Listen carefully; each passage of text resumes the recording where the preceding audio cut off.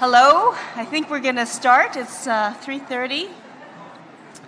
So welcome everybody to the Wings for Life lecture. My name is Jane Shea on behalf of Wings for Life. I have a pleasure of introducing Dr. Adam Ferguson. When I was asked to do this, I know that his CV is a mile long, so I said, what am I going to say about him? So I went to Google and I said, bring up his latest achievements. So I was able to look at that, but it also brought up some information about the Ferguson name. And I thought, how apropos that he's going to be speaking in Scotland. And what I found out was the Fergusons are direct descendants of the 5th century Scottish royalty. So he's actually got blue blood. He's a royalty we have in our room. But that doesn't really talk about his academic achievements. So I did a little more Googling and I saw the meaning of the Ferguson name. And the meaning was son of the angry one. So I said, well, I don't really know Adam's father, so it's not really fair that I talk about that, so I'll Google some more. So I did Google some more, and I got another definition of the name, and it was the supreme man. And I said, well, there you go. He's a supreme man. And just to show you, I'm going to talk a little bit about his supreme achievements. So I have to look at my notes for that, because there's too many. So first of all, he is a professor of neurological surgery at UCSF. He's also the director of the data science in the Brain and Spinal Injury Center at UCSF. He is a PI of the VA healthcare system in San Francisco. He is the current president of the U.S. National Neurotrauma Society. He operates a wet lab and a computational lab to translate between basic science and clinical data science. He has published over 200 papers, and he's raised over $100 million of extramural research funds for neurotrauma. And if that isn't enough, just Google him. You'll find a lot on the internet. So you don't want to really listen to me go on anymore. I think you want to hear about his talk today. So it is my pleasure to call up the Royal and Supreme Dr. Adam Ferguson.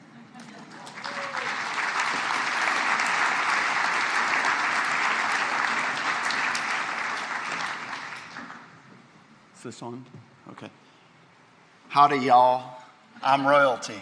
No, I'm Adam Ferguson. I'm actually from Texas, and so I guess somehow I'm Scottish. So thank you very much, Jane. That was a very kind introduction. I'm going to be talking today about sort of our efforts to do machine intelligence on shared data in spinal cord injury and the way that's driving bench-to-bedside translation. So the fundamental premise of my talk today is that CNS injury is complex. We have over 100 trillion synapses in the human spinal cord and brain together. And you superimpose on this intrinsic complexity a bunch of heterogeneous injuries, and it can be very difficult to predict outcome, as I think people in this audience know. Yet, when it comes time for us to do our clinical classifications, we resign ourselves to these relatively simplistic 5-point ordinal scales. And I'm going to be arguing today that this type of categorization scheme, while useful for triage, is maybe not so useful for precision medicine. To sort of highlight this, if you dive into the MRI literature on spinal cord, you see that even categorizing the lesion itself is not a trivial task. There are all these different categorization schemes, such as the sagittal length of the lesion, the spinal cord compression, canal compromise. There are these ordinal scales, such as the Brain and Spinal Injury Scale, or BASIC score. And then there are these sagittal grading systems. If you go a little bit further, now there are these deep learning neural networks where people are deploying machine learning on images to try to categorize the lesions and do automatic segmentation. And so in addition to the 5-point AIS grade, now you have all these other features that are kind of working their way into the problem of spinal cord injury categorization. In the preclinical literature, we kind of have an over-embracing of the complexity of spinal cord injury.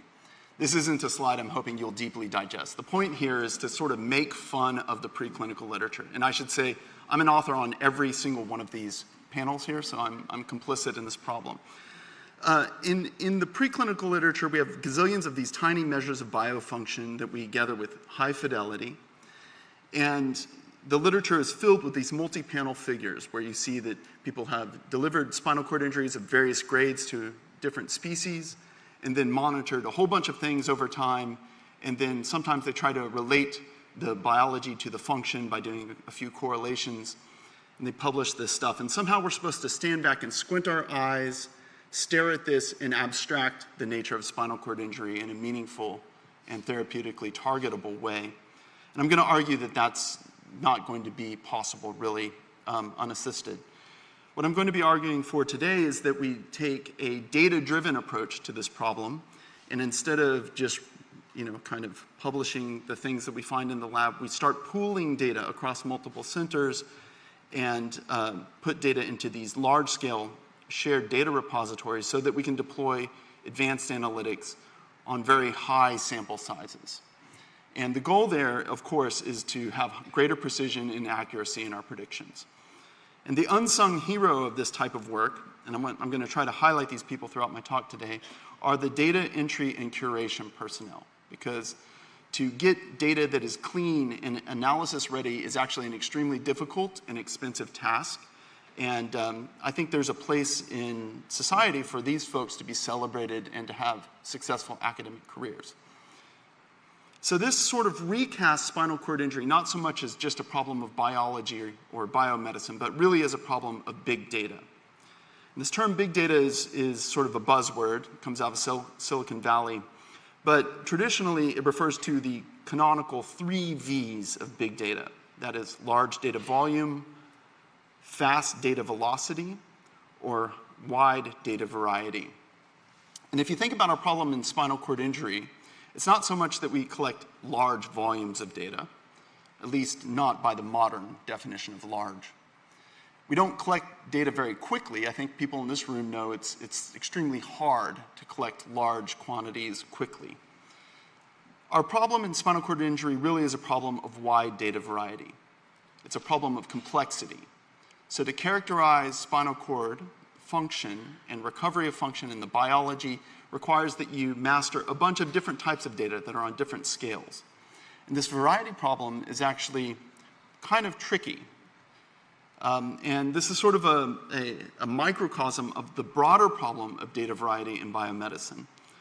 So there's this push for all of biomedical research to be datafied, that is to take the paper records and make everything into these large data sets. And the state of the art right now is that, in fact, if you look across the biomedical literature, there's relatively little organized big data. So this is data size plotted against the number of data sets. What we see is actually that the vast majority of the data that's collected in the biomedical research enterprise falls in the long tail of the data distribution here. And so these are data that are relatively modest in size, wildly heterogeneous, and there are a great many different data sets. At a certain point in this distribution, you reach the literature limit, and beyond this, you have this unpublished and dark data, the so-called long tail of dark data. And it turns out we now know from meta-analyses that this dark data comprises between 65 and 85% of the data that's collected in biomedical research. So in other words, most of the work that we do to collect data goes kind of nowhere. It ends up in file drawers. So this has some interesting economics associated with it. Turns out humans collect about $300 billion a year in biomedical research.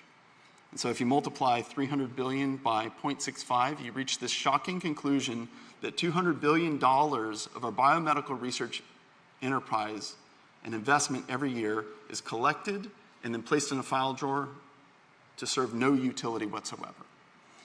So that's kind of wasteful. And in fact, this figure comes from a paper by Malcolm McLeod, professor here in Edinburgh, talking about waste in biomedicine.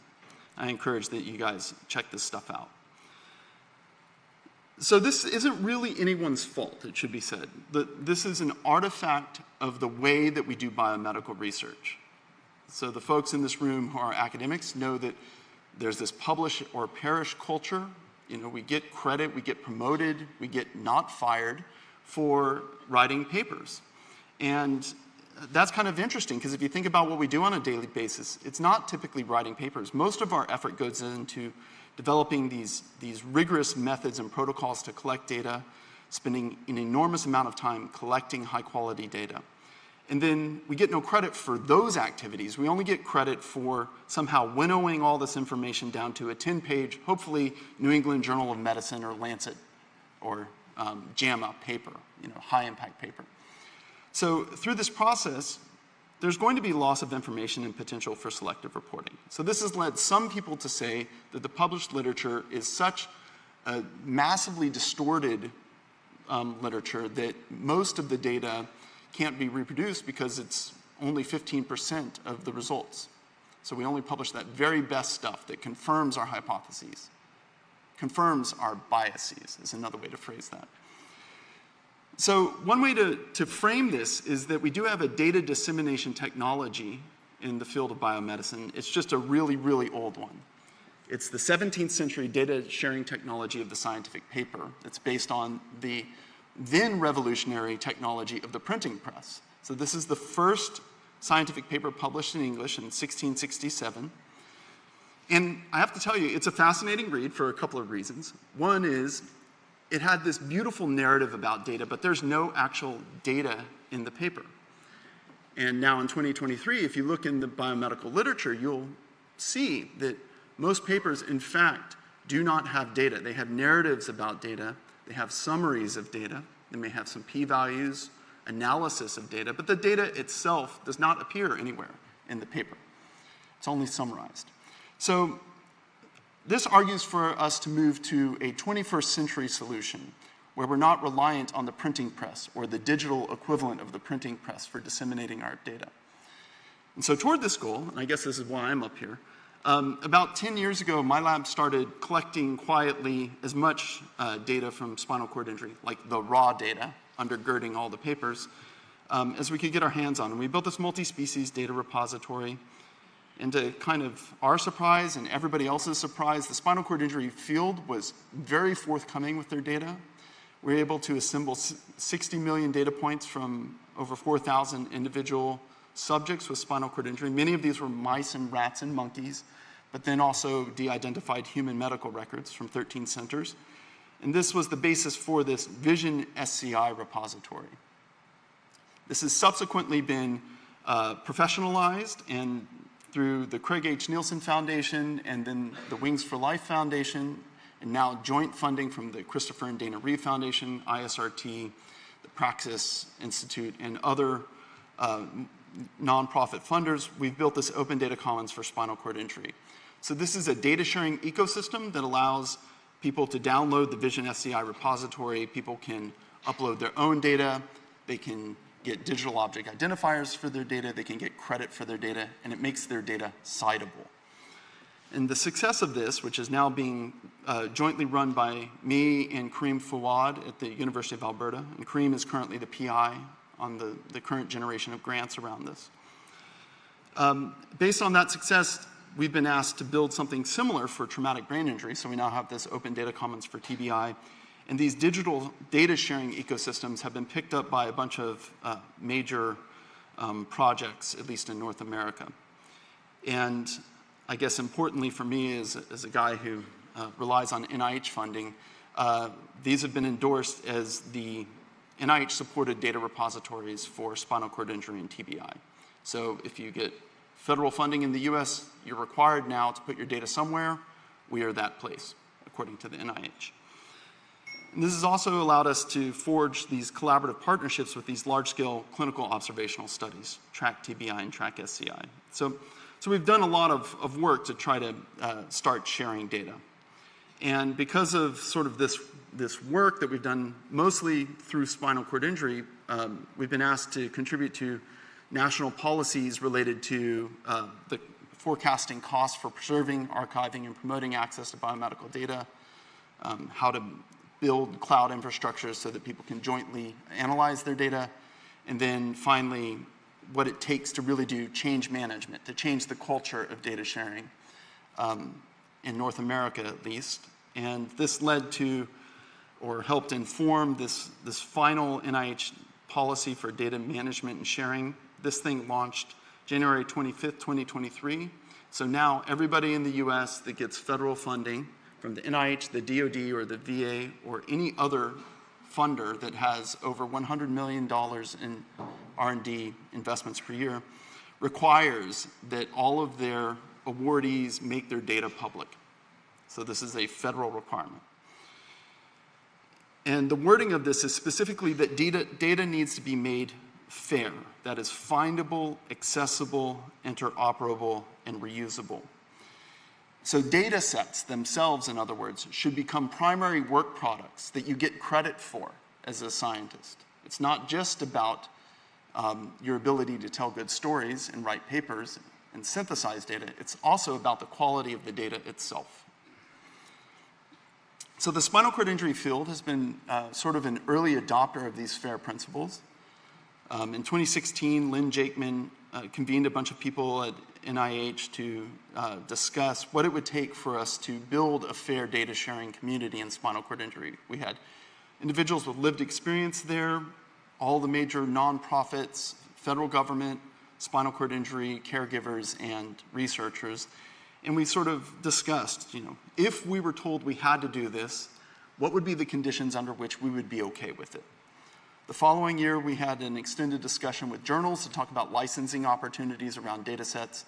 And then the year after that, we actually built this ecosystem. And these have all been these exercises have been documented in a series of papers here. I think the most important thing to understand is that since this is a nonprofit effort that we're running through universities on grants, we're not trying to make any money on anything, and it's not being run by the government, so we can only exist through the carrot. There is no stick for us. We can't enforce anything. We can just make our system work well for the spinal cord injury research community.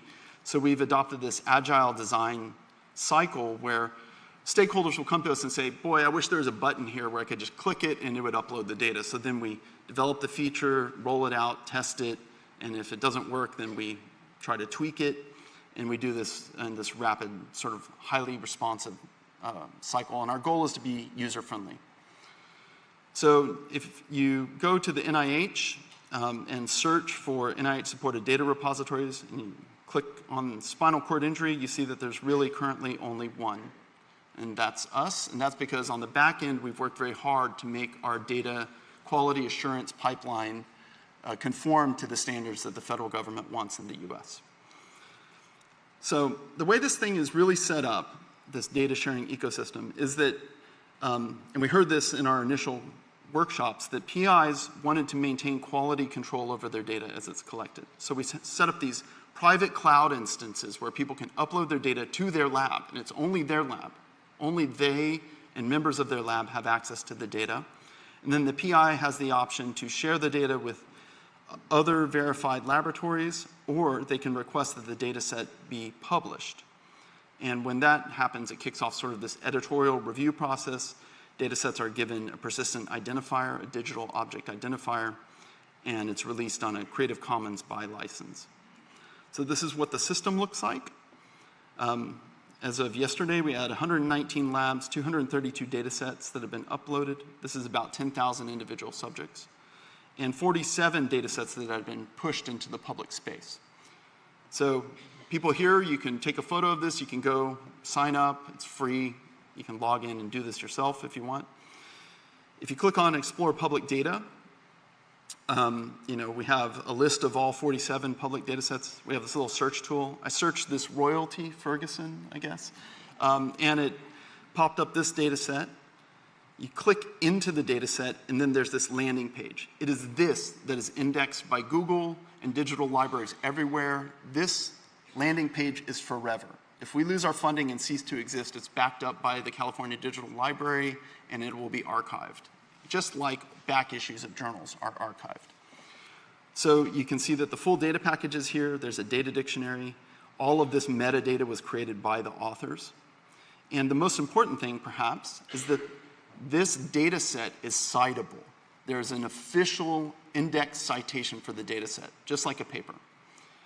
And when people download and reuse this data, they must cite it because this is a Creative Commons attribution license. What that means is that people can reuse the data for whatever purpose they choose. However, they must cite the data creators or it's plagiarism, right? So this is basically trying to adopt the norms of scientific publishing for data sets.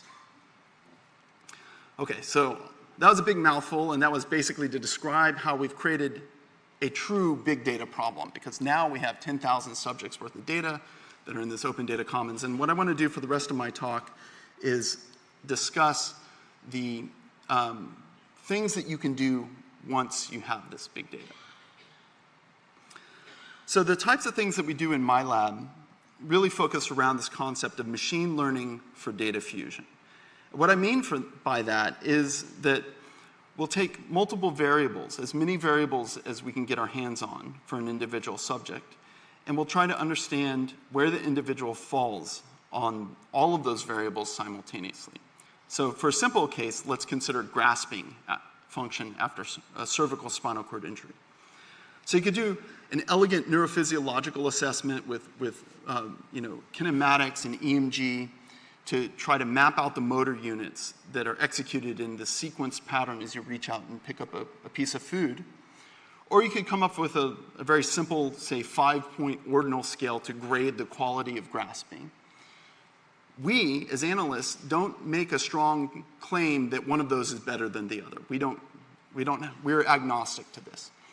What we care about is plotting the individual based on their ordinal scale and their neurophysiology in this two-variable space or bivariate space, and then understanding how this individual, whether it's a rat, a monkey, or human, a mouse, how does this individual stack up against all other individuals in this two-variable or bivariate space? And there's no reason why you have to limit yourself to just 2 variables. You can do this in 3 variables, and you end up with a data cube, 4 variables, hypercube, something hard to kind of wrap your head around, or actually infinity variables. As many variables as you have on an individual, you can try to place the person in that space. And you can do this across many different data layers. So you have functional changes, surrogate biomarkers, tissue changes, and as long as you can track the same individual over this time, then this will give you a sense of what it means to be a member of a group and allows you to cluster individuals based on their similarity in multiple dimensions all at once. And this becomes kind of a useful tool if the individuals we're trying to cluster are patients. It becomes kind of a tool for precision medicine where we're no longer looking at one single outcome, but we're looking at the totality of all the data simultaneously, and we're asking, to what extent do these patient groups overlap, or how separable are they? So that might be one application. Another might be, if we give a therapy to individuals that are classed as group 1, does that change them and move them into this other group over here, given the totality of all variables that we're monitoring at once? This same concept can be applied to the problem of translation, so rats, monkeys, and humans, and indeed to cross-lab reproducibility. So I know that that's all sort of esoteric and high level, so I want to dive into a few examples of what I'm talking about here. So typically in a spinal cord injury study, you would have tissue sparing measures, general health measures, and functional behavioral measures. And the first step in the types of analytic workflows that we use involves trying to understand the overlap, the shared variability across these data domains. And the simplest and oldest way to do this is this thing known as principal component analysis. It was basically invented by Carl Pearson in 1901, quite a long time ago now. But it's still a powerful tool for identifying the chunks of variability that are shared across all of these variables. So the way this is done in the modern era is you first correlate every variable with every other variable, and you end up with this massive normed correlation matrix. And then you use some linear algebra tricks to convert this massive bivariate correlation matrix down to the lower dimensional principal components, the smaller number of variables that characterize all the variability in the correlation matrix. So, for example, this is a bunch of variables that were collected on rats with cervical spinal cord injury. We distill this down to this principal component called PC1 that is the association between white matter sparing in the spinal cord, the ability of the individual to manipulate objects with fine digital control, the hind limb and forelimb locomotion. So all of these are moving together as an intercorrelated unit. And inversely correlated to that is the lesion size and body temperature. So once you have this thing and you sort of interpret it, you could say this is basically like the neuroprotection module. This is the relationship between tissue sparing and function. So then you can calculate for each animal their unique position in this multidimensional space and plot them in this way.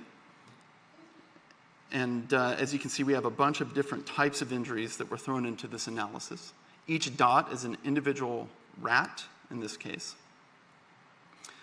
And so then this becomes a really powerful tool for doing reproducibility testing. So you say, how variable are the shams? And what are the effects of graded injury? It looks like the injuries get worse as you go this way along the PC1 axis.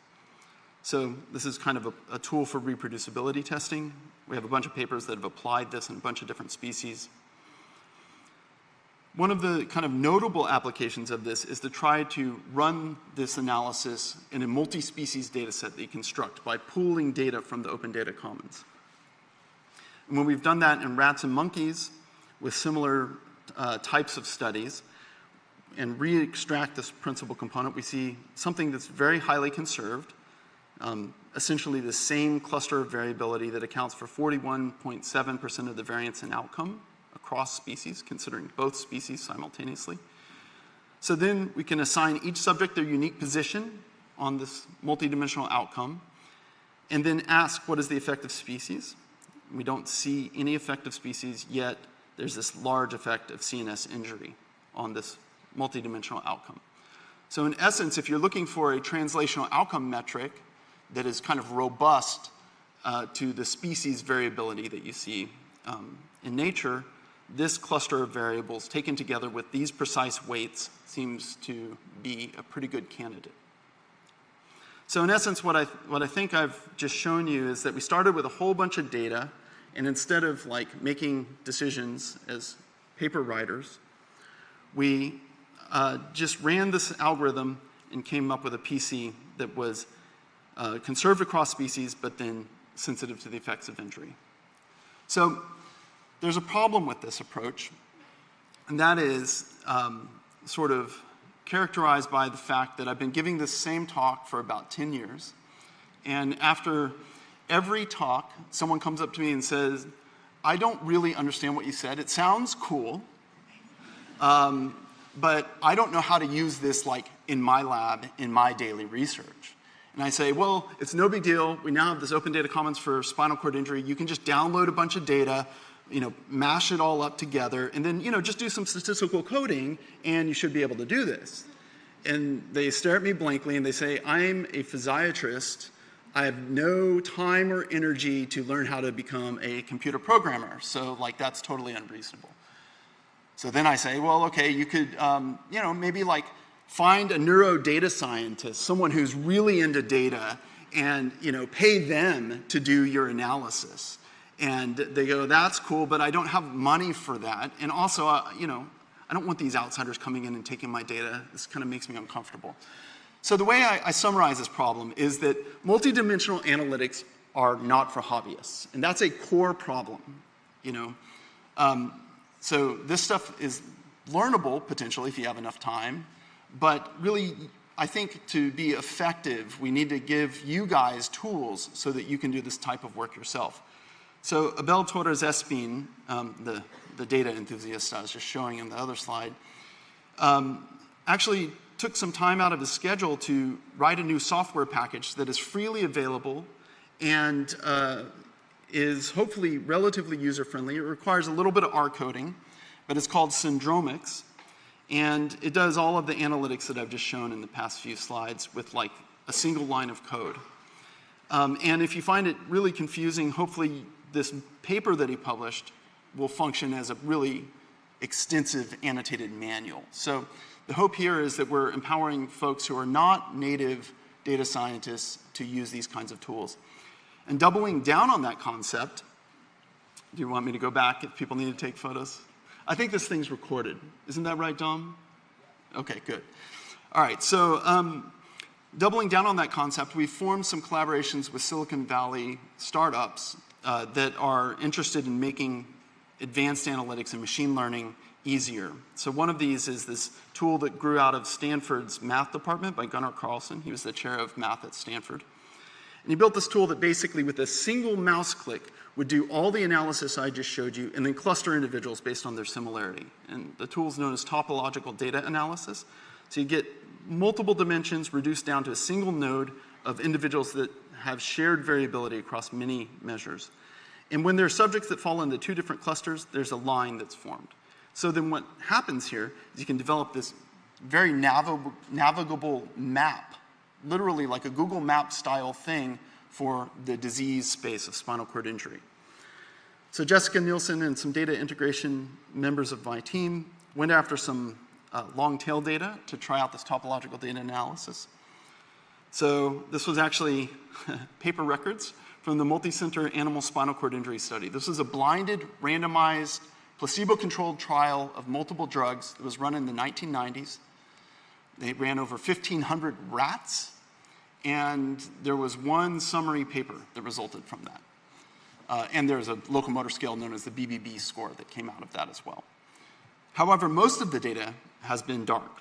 So these guys undertook this Herculean effort to turn all this into digital data, and then once that was done, they could click a single mouse and say, mouse click, I should be careful about how I phrase this. They click a mouse click, and then it shows a map of all the clusters of rats that had spinal cord injury mapped on something like 400 variables simultaneously.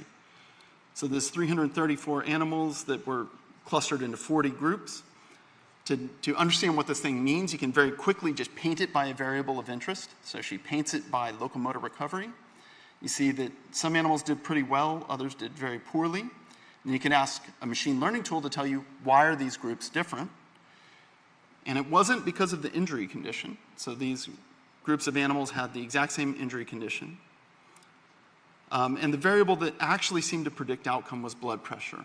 So these rats that had very high blood pressure at the time of their spinal cord injury had the worst outcome, which is actually a bit of a surprise. When we talked to our neurosurgery colleagues, they said, you know, we have guidelines for avoiding low blood pressure in the OR, but we have no guidelines for high blood pressure. So this is kind of news to me. And frankly, I'm not going to do anything with this because it's like weird math done by this nerdy guy downstairs, and it's not been replicated. So hearing that, Jessica Nielsen and I went and got a grant from the Wings for Life Foundation to go do the replication. So we got all of the rest of the data from ISCoS that was sitting in a storage unit where it had been for 25 years. It was basically an archaeological excavation. She's wearing her explorer hat there.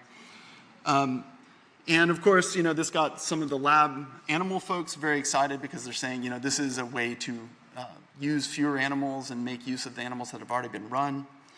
In addition, after a couple of years, we had cleaned the data sufficiently that we could actually report on our excavation experience here.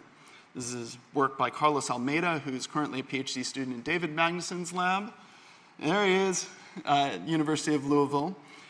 So Carlos was able to recover about 1,500 animals from ISCoS. This is sort of our Prisma diagram for these rats. And since we run this open data commons for spinal cord injury, we've now released these data into the wild. They're published data sets now for all 1,500 animals. Jessica's paper, the first machine learning, was this cohort of 334. We have an additional 1,100 animals now that we can use for cross-validation. So when we did that, using just traditional regression modeling, we see that pre-injury blood pressure actually predicted the extent of locomotor recovery in this kind of curious way. Depending on the injury, either high blood pressure was good or bad. And then if you fit a curve to this, you end up with this nonlinear dose-response function. So blood pressure that's either too low or too high is bad. And if rats had blood pressure that was kept in the sort of middle range, they had the highest locomotor recovery. So I understand that that's like rats and this is a clinical audience. So I wanted to to sort of talk about how this is informing clinical work.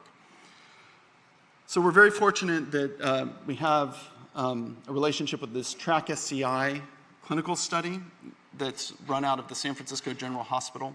Every clinical service that sees spinal cord injury in the level 1 trauma center context is involved in enrolling every patient or giving them the option to enroll in this long-term observational study. So from that, we're able to curate 98 spinal cord stabilization surgeries in the OR of the level 1 trauma center in San Francisco. We could align them with level 1 trauma center surgeries from Santa Clara Valley, that's down next to Stanford in Silicon Valley. And together we could pool a data set of 118 patients with their operative records.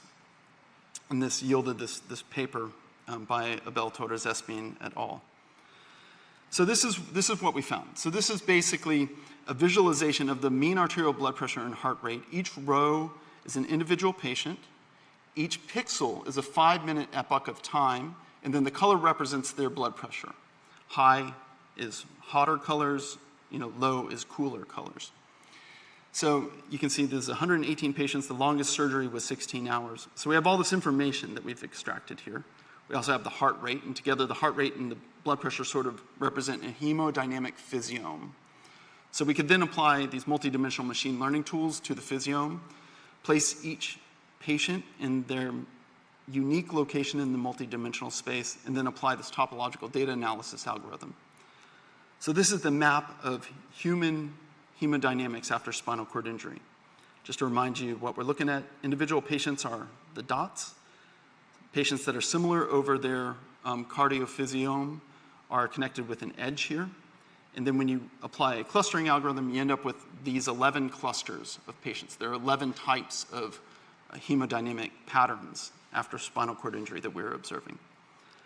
So if you paint this by map, you see that there's variability in these clusters in their mean arterial blood pressure. And then if we map out the mean arterial blood pressure, placing each cluster relative to the proportion or probability of AIS improvement, we see that in patients, if blood pressure is too low or too high, they have a much lower probability of long-term improvement in the AIS. So patients that were maintained in this middle range actually had the best recovery. So this was, in essence, what I've just shown you after the past few slides is that we had this discovery driven by AI, then we did a successful replication in 1,100 rats, and then ultimately translation to humans. And I did not collect one piece of new data for this. This was all done on retrospective data that's in the Open Data Commons. So I want to close with just one final story, and that is, once you have a finding like this, there's this question about implementation. How do you get it in the hands of clinicians, and how do you make sure that this AI stuff is practiced responsibly? So toward that, we've been developing these expert-augmented machine learning tools. This is an acronym known as YAML. And the idea is that nowadays you can train an AI agent to go out and run every possible analysis. But some of those analyses are going to be total garbage. And so you need to insert a clinician into the loop so that when you discover things, you can actually have a clinician double-check this, and they'll say, yeah, that's totally not true.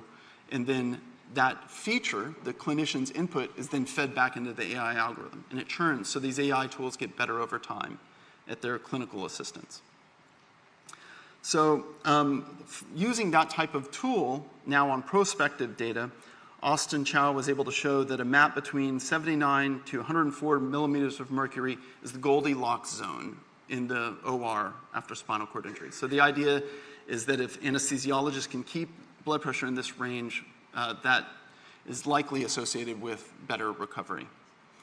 And so, of course, because the news folks can't help but have press releases, this got into the news, and we actually have a few celebrity patients that were subjected to our tight pressure monitoring, and one of them is Chris Barr, who came into our level 1 trauma center as a high cervical injury.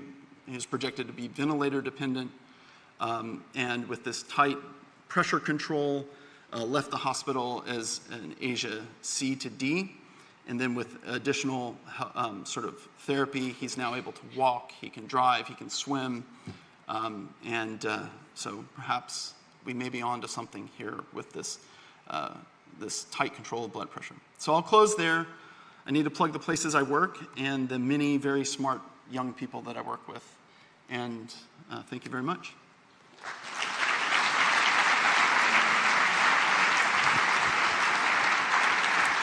Okay. We have about 10 minutes for questions, if there are any questions. I'll come to you with the microphone. Are there any questions? Adam, how many clinicians who are not hobbyists, are they using the system? So you mean the data sharing system Yeah. or the analytics? Both, actually. Both, yeah. So I'm a little biased because the clinicians I work with often have these heavy research hobbies. So we're starting to see young clinicians come up through the system that are actually fluent in R, and they're enthusiastically downloading these data sets and discovering new things and writing papers. They don't cite you, they just cite the data set that they use? Correct. Okay. The ODC is like the journal. Right. Okay.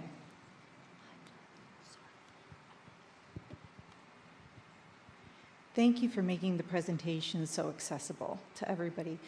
So you mentioned briefly that a lot of your analysis was being used to reduce sample sizes of animals. You know, we have tons of research that uses control and sham animals. How close are we to mining the data that you have in the way that you have to create a normal sham that maybe everybody could apply? Yeah, I think we're pretty close. Of course, everything depends on context, so there are always going to be new manipulations that require new types of controls. But we have a tranche of thousands of controls now that could be put together, and we could develop this sort of gold standard control group potentially.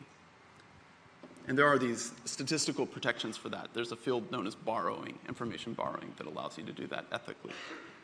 Thanks, Adam. This is extremely impressive. So I'm wondering about the neurophysiological data. You know, if you collect variables, the outcome depend on intensity, resting state, voluntary contraction. So there's so many variables. So I'm wondering how do you deal with that on these models for the interpretation? Because there's a couple of outcomes or variables that might influence what you're getting. Yes. Right. So there could be potentially thousands of variables, and then there may be one or two variables that are most important. Is that a sort of summary of the question? Can you? Yeah. Sorry, I'm not quite understanding. Yeah, I guess in the same patient, I can get two different responses if I change the intensity, for example. I can get a small response if I use low intensity. If I use a high intensity, the response is larger. So how do you, because it's very complex. Yeah. Right.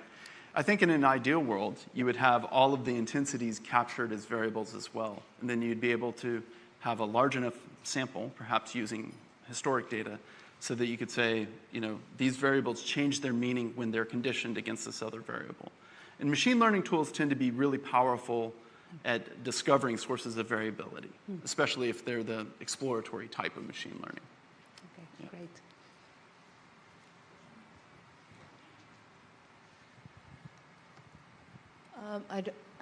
There we go.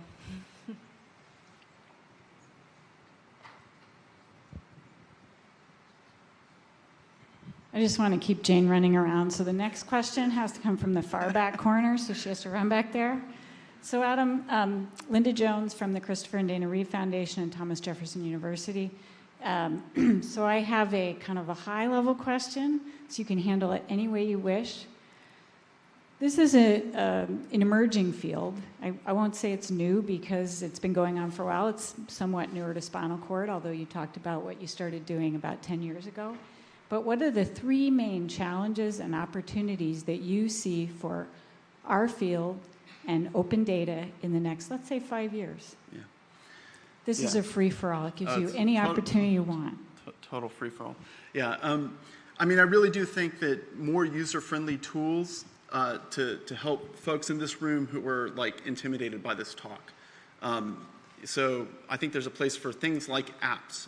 If you think about what our iPhones do, or Androids, is when you're running an app, it's doing some really advanced analytics, you just don't know it, right? And so I think there's a place for sort of user interface design to make the analytics more accessible to clinicians who need it. And that's a big sort of opportunity and challenge. Okay, I think that's it for questions. Thank you so much. This is obviously a movement that's going to continue to grow. Thank you very much. Thank you.